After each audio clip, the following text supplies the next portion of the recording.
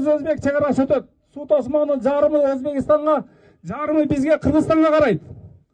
Ушул суу тосмодон ошол жакта Кара Дария тиги тоонун, Кара тоонун түбүнөн Кара Дария сагат, ошо Кара Дариянын нугу менен 8 километрдей өтүп барып туруп, анан Жалал Абад жакка бурулуп кетет. Ошону мына үстү жагы Өзбекстан, калганы бардыгы Кыргызстан. Биздин жер, биздин суу.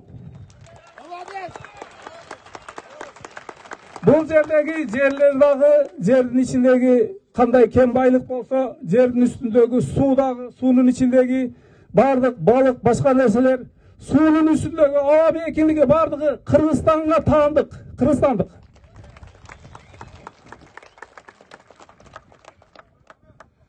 Эми азыр ушул келишимдер боюнча мына өзгөнгө келгенде да айтышты. Жогорку кеңеште, эл аралык комитетте каралды. Мен ал жерде да катыштым. Жабык ички артында өттү. Ал жерде дагы ачык айтылды. 900-чү горизонталдан ылый жагын, могу суу баскан жердин баарын 4485 гектар жерди Өзбекстанга өткөрүп берип атабыз деп ачык айтышты.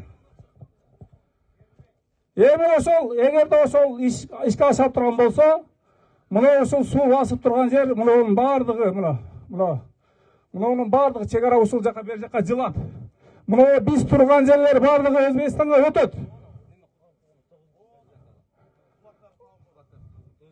Азыр эми мына балдар айтып атат, атайын оштон баягындай приборлору бар, заманбап аспаптары бар.